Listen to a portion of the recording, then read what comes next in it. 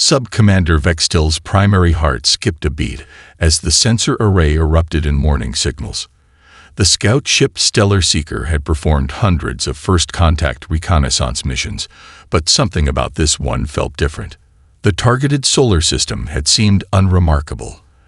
A yellow dwarf star with 8 planets, only one showing signs of civilization. Honored Sub-Commander, Navigator Correct's voice wavered. Unknown vessel approaching from Vector 227.3.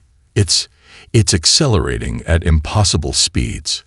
Vextil's secondary heart joined the first in arrhythmic panic.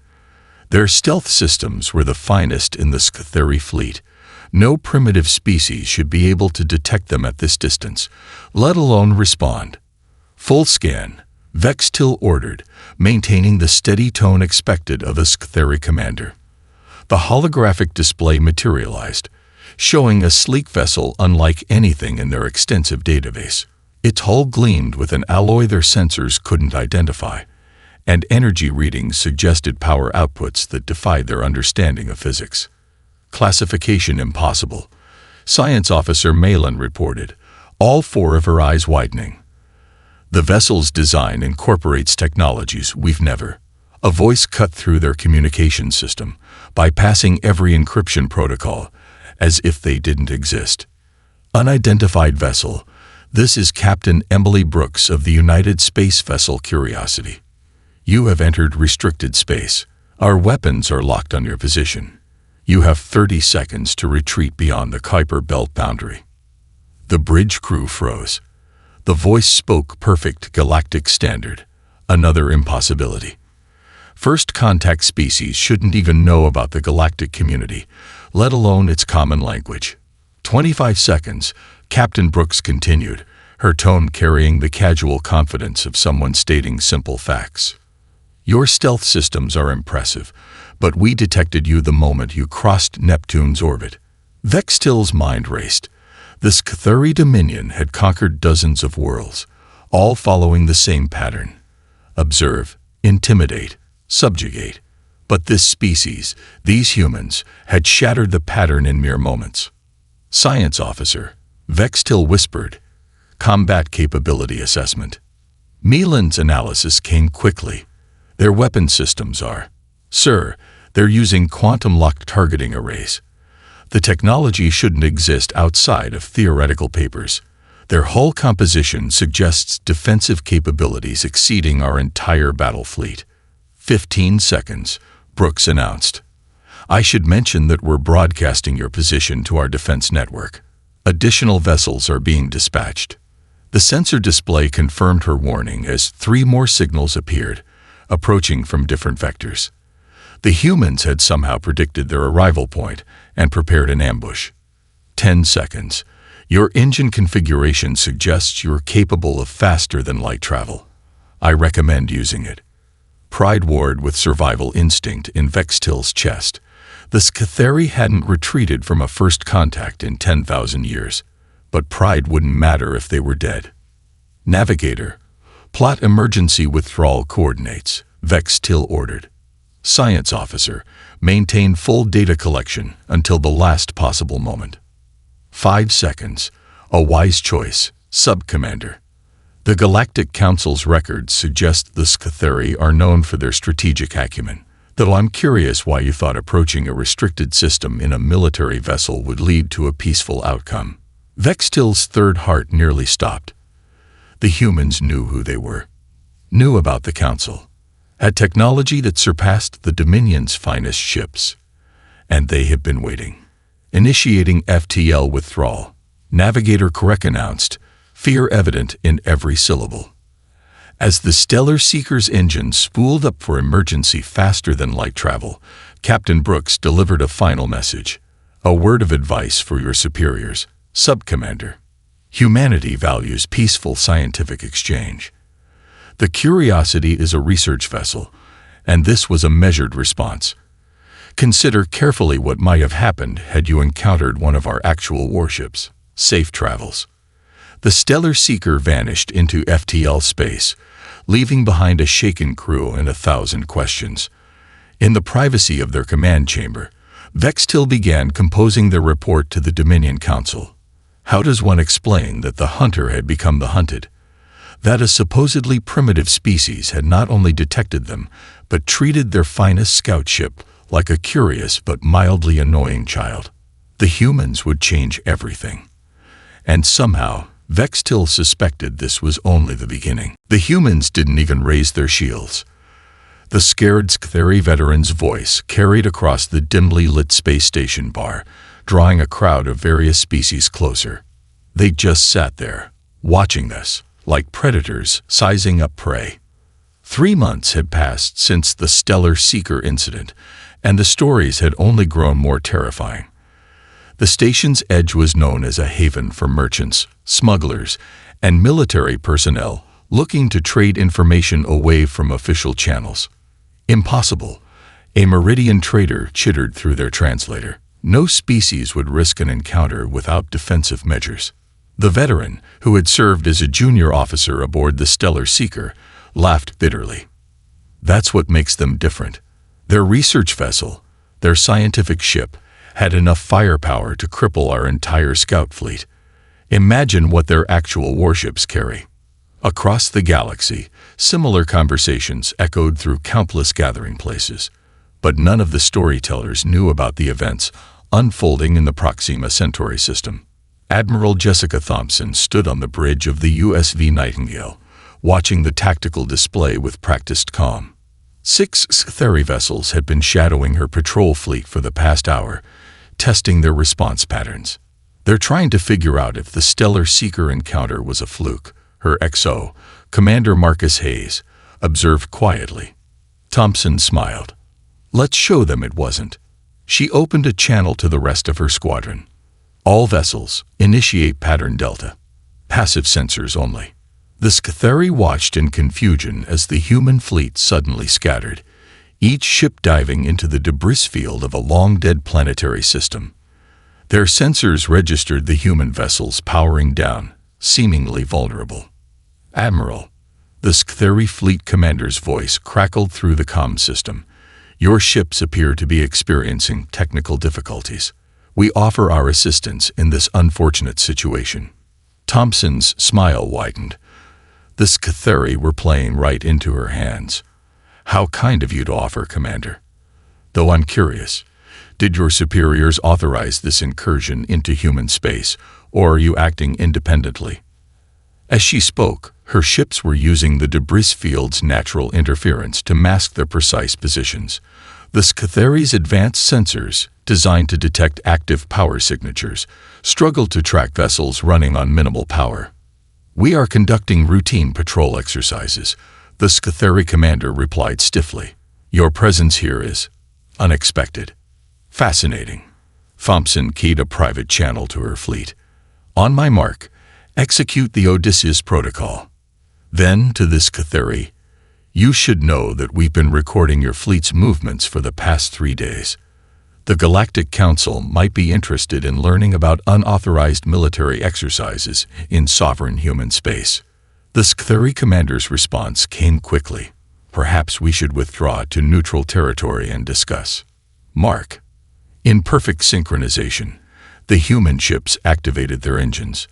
But instead of emerging from their hiding spots, they used the debris field itself as a weapon. Carefully calculated thrust patterns sent chunks of ancient planetary material hurtling through space in seemingly random patterns. The Scytheri vessels scrambled to avoid the debris, their formations breaking apart. In the chaos, they almost missed the human ships emerging from completely different locations than their sensors had indicated. Impressive evasive maneuvers, Thompson commented casually. Though you might want to check your port deflectors. Some of that debris came awfully close. The Scytheri commander's voice had lost its diplomatic polish. You used the debris field as a targeting screen. While powered down, the calculations required for such precision are quite simple, really. Any first-year naval cadet could handle it. Thompson's tone remained conversational. Now about that withdrawal you mentioned. The Scytheri fleet retreated in perfect formation, their dignity intact but their mission a complete failure. As they disappeared into FTL, Commander Hayes turned to his admiral. "They'll be back, won't they?" Thompson nodded. "Of course. But next time they'll bring more ships, better sensors, new tactics, and we'll be ready to show them something completely different." She paused, studying the tactical display. "That's the real lesson they need to learn about humanity, Marcus.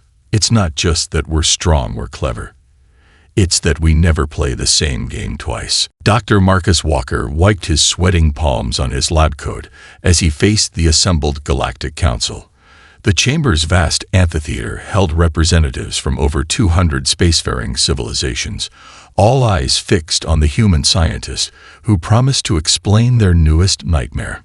"Distinguished council members," he began, his voice steady despite his nerves, "your fear of humanity is both rational and misplaced." The holographic display behind him flickered to life, showing Earth in all its blue-green glory. "You're afraid of our weapons, our ships, our tactical prowess. But you should be afraid of our playgrounds." Confused murmurs rippled through the chamber. A Meridian counselor raised their crystalline appendage. "Clarify, Dr. Walker. What relevance do juvenile recreation areas have to this discussion?" Walker smiled, tapping his datapad. The hologram shifted to show children playing on monkey bars, swimming in pools, and climbing trees. "What you see is recreation. The galaxy would classify as military training. Every human child instinctively learns to navigate three-dimensional spaces, to calculate trajectories, to understand complex physics through the simple act of play." The hologram zoomed in on Earth's native wildlife. "Our planet hosts over 5,000 species of mammals alone. Of these, hundreds evolved as apex predators. Humanity didn't just survive alongside them. We outcompeted them. Not through superior strength or speed, but through pattern recognition and problem-solving." Iskteri representative interrupted, their scales bristling. "We've studied predator worlds before. None produced species with your capabilities." "Because you're looking at it backwards," Walker explained, bringing up a new diagram. "Earth isn't just a predator world. It's a survivor's world. Every human carries the genetic memory of both predator and prey. We understand pursuit and evasion on an instinctive level because we've been both hunter and hunted." The hologram displayed human brain scans alongside those of other sentient species. Our neural pathways simultaneously process threat assessment and creative problem-solving. When a human faces danger, they don't just react. They innovate. He switched to footage from various human sports. "Look at what we consider entertainment. Games that combine strategic thinking with physical prowess. A human child playing capture the flag is unknowingly practicing military tactics. A teenager playing chess is developing battle strategies. Even our music combines mathematical precision with emotional expression." The chamber had grown deathly quiet. Walker continued, his confidence growing. "But here's what truly sets us apart: our adaptability. Humanity faced extinction-level events multiple times during our evolution. Each time, we didn't just survive. We emerged stronger. We turned our predators into companions." The hologram showed humans with domesticated wolves, now dogs. "We transformed our greatest threats into our most loyal allies." A Centaurian delegate rose, their bioluminescent patterns showing distress.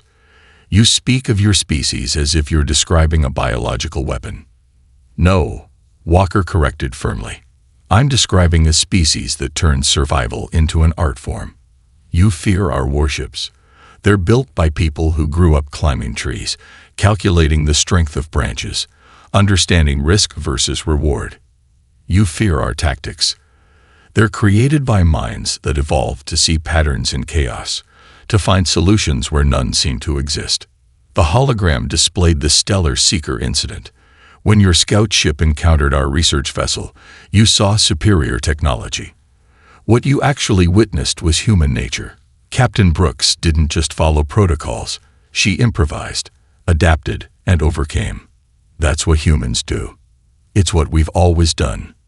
Walker's final slide showed human medical advances, space exploration, and artistic achievements.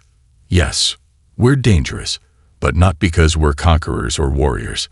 We're dangerous because we never stop learning, never stop adapting, never stop trying to understand the universe around us.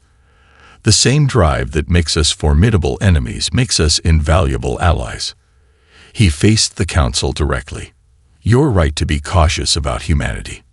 But if you truly want to understand us, don't study our weapons. Study our children. Watch how they turn every challenge into a game, every obstacle into an opportunity. That's not training or programming. It's who we are. The chamber erupted in concerned discussion as Walker gathered his materials. A junior aide rushed up, eyes wide. "Doctor, the council seems terrified. Was that your intention?" Walker shook his head. "No, my intention was to help them understand. Fear can lead to conflict, but understanding." He paused, watching the council members argue among themselves. Understanding can lead to friendship. And humans, as they'll soon learn, make the very best friends. The leaked footage spread through the galactic information networks like wildfire. Dr. Alexander Reed, commander of the USV Curiosity, stood in the ship's hydroponics bay, casually pruning Earth tomato plants while discussing quantum mechanics with his crew. "Pass me those shears, Dr. Martinez," he said, examining a yellowing leaf. "And yes, I think your theory about manipulating quantum states to enhance photosynthesis has merit, though we should probably deal with those raiders first." The ship's tactical officer, Lieutenant Sarah Cooper, barely looked up from her tablet. "Already on it, sir. Running combat predictions through the auxiliary computer while I finish this paper on dark matter variations in the Carina Nebula. The raiders should intercept us in about 17 minutes." The footage had been captured by the ship's internal monitors just hours before their encounter with the Scatheri vessel. What terrified the galactic community wasn't the casual mention of combat. It was the seamless blend of scientific brilliance and military precision. In the Galactic Council's emergency session, the Meridian Ambassador's translator struggled to convey their distress. They were discussing groundbreaking physics theories while preparing for combat. The human officer was simultaneously writing a scientific paper and calculating battle strategies. "This isn't normal. This cannot be normal." The footage continued. Dr. Reed moved to another plant bed, this one growing modified wheat designed for low-gravity environments. "Lieutenant, what's your combat solution?" "Standard Protocol 7, sir. We'll use the gravitational pull of the nearby dwarf star to slingshot around while releasing those sensor buoys we were planning to use for the stellar mapping project. Should confuse their targeting systems nicely." "Approved. Dr. Martinez, how's that quantum theory coming along?" "Just finished the initial calculations, sir. The tomatoes should grow 30% faster once we implement the quantum field adjustments. Also, I've modified the sensor buoys to collect extra data during the combat maneuver.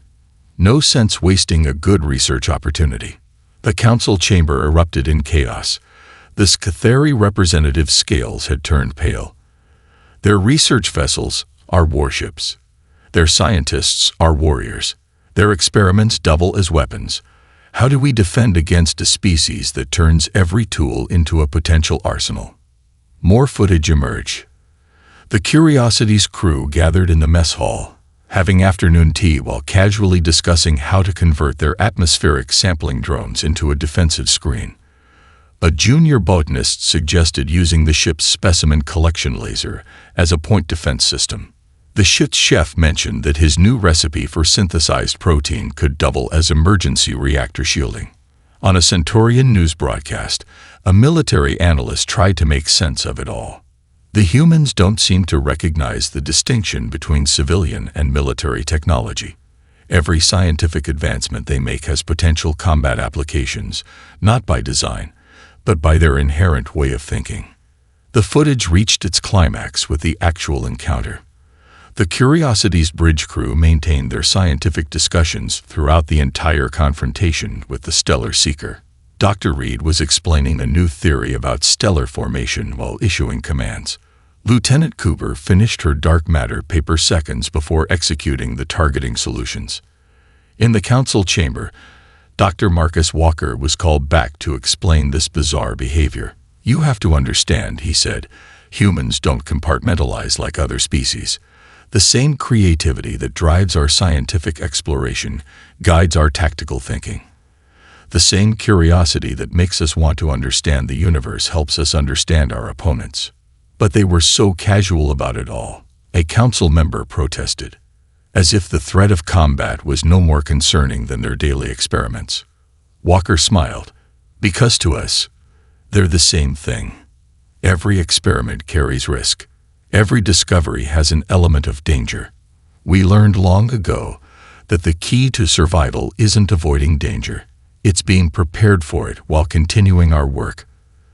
The curiosity isn't an anomaly. Every human ship, every human station, every human colony operates the same way." He gestured to the frozen image of Dr. Reed tending his tomatoes. "You see a warship disguised as a research vessel. We see scientists doing their jobs, ready for anything the universe throws at them. That's not a tactical decision. It's just who we are." The council session ended in subdued terror. The galaxy had feared human warships, only to discover something far more frightening, a species that had made readiness for combat as natural as breathing, while never letting it interfere with their insatiable drive to explore and understand the universe. Lieutenant Kelly Martinez stood before the gathered alien diplomats in the newly established Earth Cultural Exchange Center, trying not to laugh at their bewildered expressions. The massive viewing window behind her overlooked a bustling college campus where human activities were causing collective alien anxiety. "As you can see," she gestured to a group of students practicing martial arts on the lawn. "These engineering students start each day with combat training." She paused as a Sktheri diplomat raised a trembling hand. "Yes, Ambassador Vextil.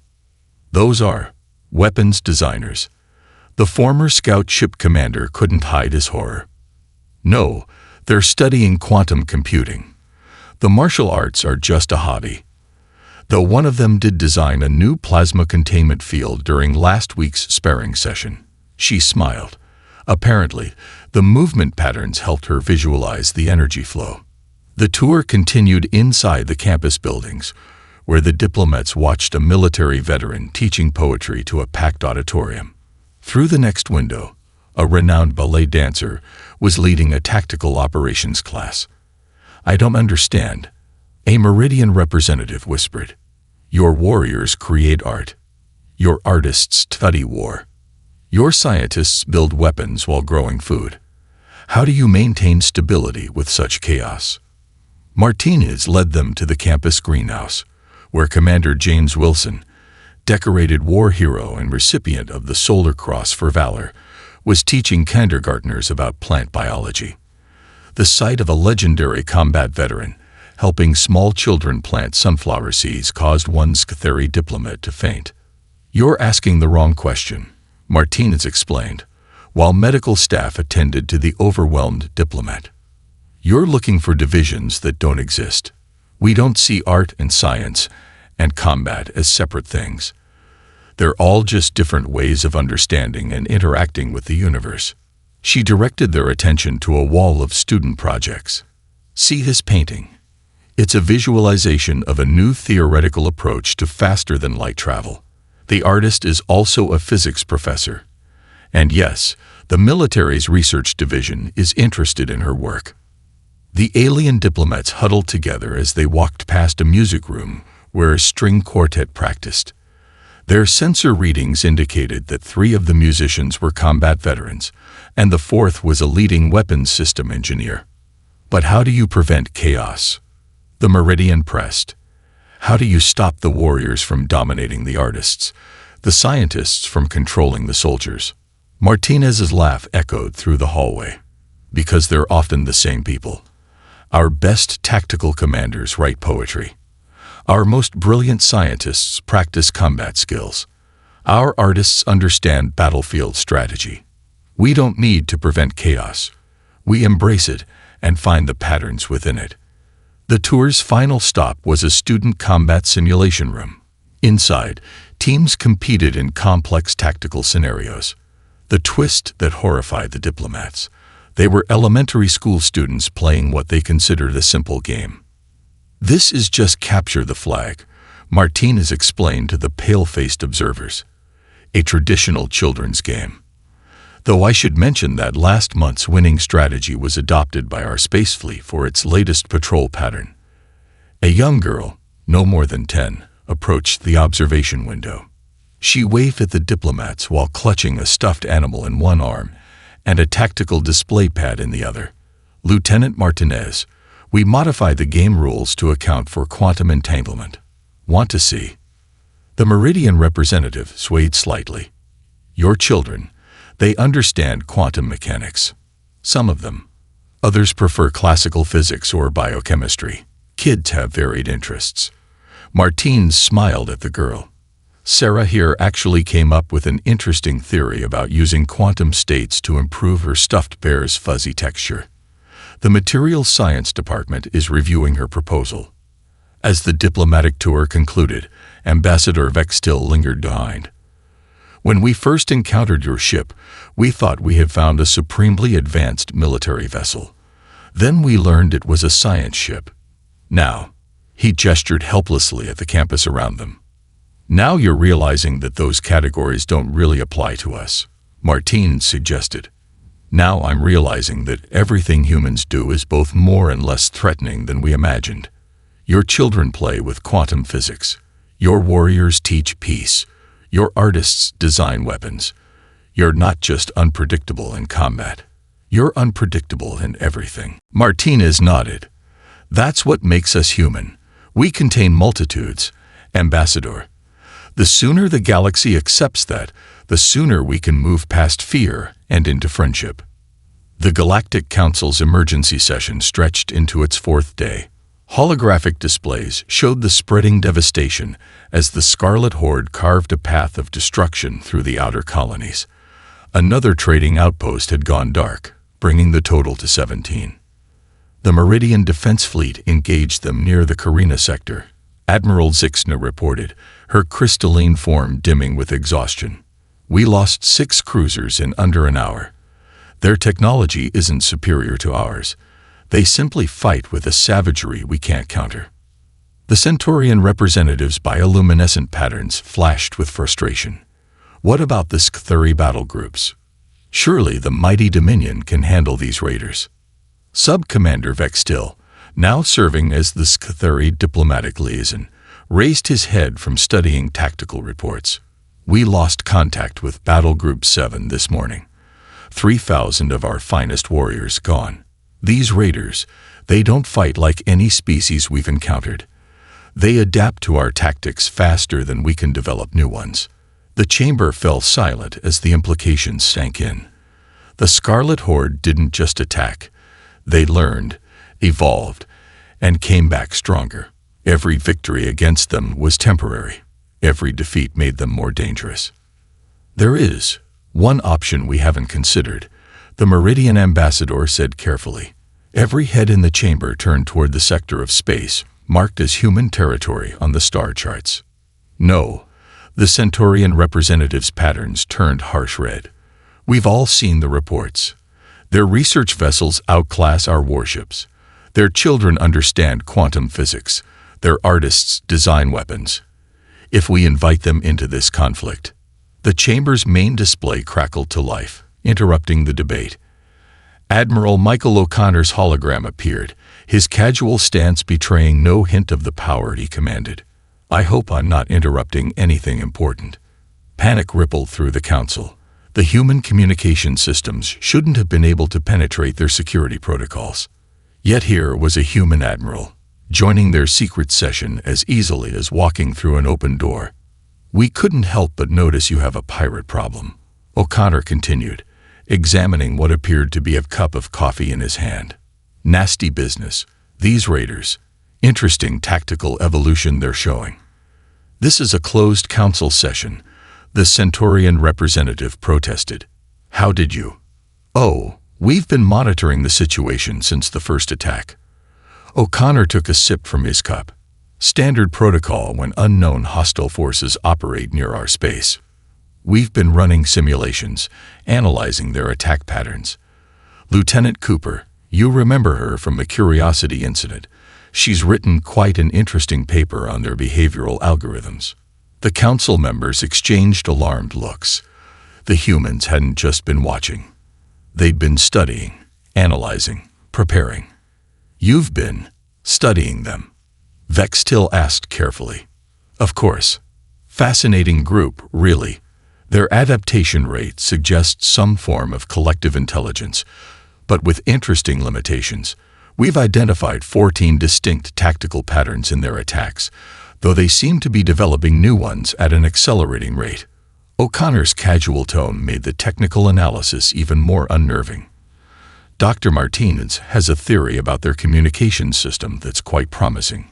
She came up with it while teaching her dance class, actually." The Meridian ambassador's translator struggled to keep up with their rapid speech. "Admiral, are you offering human assistance in this crisis?" "That depends." O'Connor's expression turned serious. "Are you asking for it? Because I should mention that if these raiders cross into our space, we'll deal with them ourselves. But helping defend your territories, well, that would require an official request. Diplomatic protocols and all that." The council chamber erupted in hushed discussions.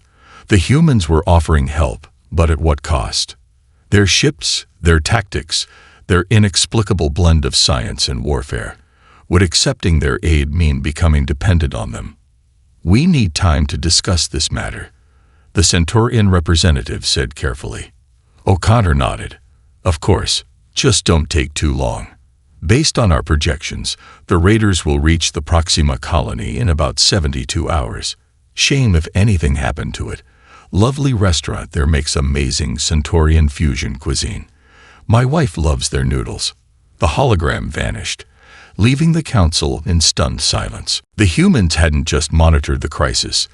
They'd mapped its progression, analyzed the raiders' capabilities, and calculated their future targets, all while apparently sampling interstellar cuisine. Did he just? The Meridian ambassador's crystal structure flickered in disbelief. Did he just casually mention that his people eat our food for fun? Vextil laughed softly. "No, honored ambassador. He just reminded us that while we debate whether humans are too dangerous to trust, they've already made themselves at home in our galaxy. The real question isn't whether we should ask for their help. It's whether we can afford not to."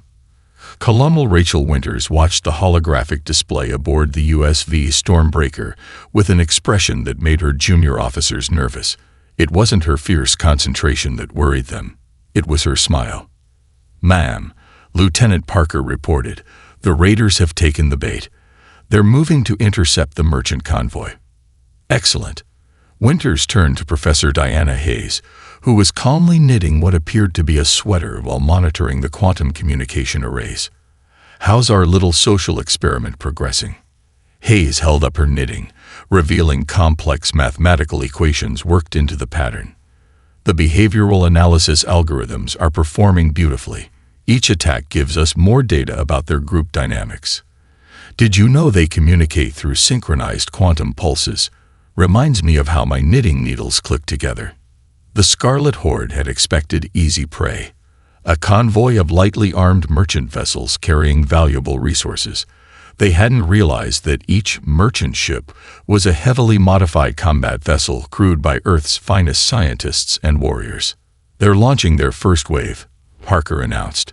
"Standard attack pattern, just like the simulations predicted."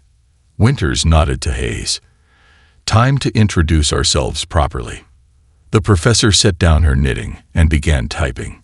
The raiders' quantum communication network had seemed unbreakable to the galaxy's best cryptographers. But Hayes had recognized something familiar in its patterns. It used principles similar to human social media algorithms, just operating on a quantum level. "Beginning broadcast," Hayes announced. "Transmitting in their own language, using their own communication methods. Let's see how they handle a little cultural exchange." Across the raider fleet, their synchronized quantum network began receiving transmissions they couldn't block. Human music, a complex symphony that contained hidden mathematical proofs explaining exactly how their network had been compromised. Art carrying encrypted messages that revealed the humans had already mapped their entire command structure. Poetry that, when decoded, listed the names of every raider vessel and commander. "Their formation is breaking," Parker reported, trying not to laugh. "They seem confused." "Wouldn't you be?" Winters asked. They expected a military response. Instead, we're sending them a combination of art, science, and tactical analysis that proves we understand them better than they understand themselves. On the secondary display, Captain Thomas Bennett's fleet emerged from hiding behind a nearby moon. His ships, disguised as simple mining vessels, had been gathering data on the raiders' shield frequencies while appearing to extract resources. "All ships, execute maneuver shadow play," Bennett commanded. His fleet moved in perfect synchronization, their formations creating patterns that matched the raiders' own quantum communication signals. To the Horde's sensors, it would appear as if their own ships were attacking them. "Professor Hayes," Winters called, "are you getting all this? Your students at the Academy will want to analyze the data." "Already composing the lesson plan," Hayes replied, her knitting needles clicking as she worked the battle's mathematical patterns into her sweater design. "I'm thinking of having them recreate the quantum interference patterns through interpretive dance. It'll help them understand the wave functions." The raiders' confusion turned to panic as their own communication network began broadcasting human children's songs, each one containing encoded tactical data that revealed how their next attack would fail. "They're retreating," Parker announced. "Multiple ships are powering down their weapons. Some are actually requesting." "Wait, are they requesting cultural exchange programs?" Winters laughed. "Send them the information packet about our universities. Include the brochure about our art programs. They seem to appreciate the creative approach." In the Galactic Council chamber, the assembled representatives watched in stunned silence as the dreaded Scarlet Horde was unraveled not by superior firepower, but by a combination of science, art, and psychological warfare that none had thought possible. They turned the raiders' own communication network into a university recruitment drive, the Meridian ambassador whispered in awe. Their professor designed battle strategies while knitting. Their ships danced through space in mathematical patterns. How do we even begin to understand such beings? Sub-Commander Vextil, watching the human ships escort surrendering raider vessels, finally understood what Dr. Walker had tried to explain. "We don't need to understand them completely. We just need to accept that every human activity, from their art to their warfare, is an expression of their endless drive to learn, create, and connect." They didn't just defeat the raiders, they offered to teach them. The battle concluded with several raider ships formally requesting permission to send their young ones to Earth's universities. Professor Hayes had already begun designing a curriculum that would combine quantum physics, art, and ethical combat studies. "After all," she explained while finishing her battle pattern sweater, "every fight is an opportunity to learn. Every enemy is a potential student. And every victory should leave both sides better than they were before." The Galactic Council chamber had never seen anything quite like Ambassador Ryan Cooper's presentation. The human diplomat stood in the center of the vast amphitheater, surrounded by holograms showing trade routes, cultural exchange programs, and educational initiatives. But what truly captured the attention of every species present was the group of former Scarlet Horde raiders sitting among Earth's delegation, wearing university uniforms. "The Stellar Exchange Initiative isn't just a peace treaty," Cooper explained, his casual tone belying the revolutionary nature of his proposal. "It's a recognition that the greatest weapon in humanity's arsenal has always been our ability to turn adversaries into allies." Sub-Commander Vextil, watching from his position as Earth's liaison, marveled at how far they'd come from that first terrifying encounter with the Curiosity. The human warship that had scared his crew into retreat had actually been extending an invitation. They just hadn't been ready to understand it. The Raiders' quantum communication network demonstrated remarkable similarities to ancient Earth social structures, Cooper continued. Professor Hayes's analysis showed that their entire society was built around collective learning and adaptation. "Sound familiar?" The former raiders nodded enthusiastically. One of them, now a quantum physics graduate student at MIT, raised her hand. "Ambassador, should we share the results of our latest research project?" Cooper smiled. "By all means, Ms. Kara. This is exactly what the initiative is about." The young raider activated her own holographic display, showing a new form of quantum shielding that combined Horde technology with human theoretical physics. "We developed this by combining our collective quantum mechanics with Earth's music theory. The shield harmonics resonate like a symphony." The council chamber erupted in murmurs as the implications became clear. The humans hadn't just defeated the raiders. They'd understood them, learned from them, and helped them evolve into something new. But the military threat, a Centaurian representative began, "has been transformed into an opportunity," Cooper interrupted gently. "The same adaptability that made the Horde dangerous makes them exceptional students and collaborators. Their entire fleet now serves as a combined research and peacekeeping force. Those ships that once terrorized your colonies, they're being converted into mobile universities." Vextil watched the reactions ripple through the chamber. He remembered his own terror during that first encounter, how he'd misinterpreted everything about humanity. Their casual approach to combat wasn't arrogance, it was confidence born from understanding. Their mixing of science and warfare wasn't a tactical choice, it was simply how they viewed the universe. "The initiative proposes establishing similar programs across the galaxy," Cooper continued. "Earth's universities are already developing exchange programs with 17 species. The former Horde members have proven particularly adept at teaching quantum mechanics through interpretive dance, a method Professor Hayes assures me is extremely effective." A Meridian representative's crystal structure flickered with confusion. "You turned our greatest military threat into a teaching program." "No," Cooper corrected. "We recognize kindred spirits who just needed a different outlet for their drive to learn and evolve. The same qualities that made them formidable opponents make them incredible colleagues." The evidence was undeniable. Former raiders were now contributing to groundbreaking research in quantum physics, genobiology, and cultural studies. Their adaptive combat algorithms have been repurposed for scientific modeling. Their ships, once the terror of the galaxy, now hosted intergalactic science fairs. "This is what humanity does," Vextil found himself saying, drawing all eyes in the chamber. "They don't just solve problems, they transform them into opportunities. They don't defeat enemies, they make them family." Cooper nodded appreciatively. "Exactly. Sub-Commander, the greatest power isn't in destroying or dominating, but in understanding and elevating. Every challenge is a chance to learn. Every difference is an opportunity to grow." As the Council voted unanimously to approve the Stellar Exchange Initiative, Vextil reflected on his journey from terrified scout commander to Earth's liaison. He watched humans and former raiders discussing quantum physics over coffee, planning educational programs, and designing new technologies together. The galaxy had feared humanity's warships, then their science vessels, then their casual blend of art and warfare. But their true power had always been simpler and more profound. The ability to see past conflict to connection, to transform fear into friendship, and to make the entire galaxy a classroom where every species could learn from each other.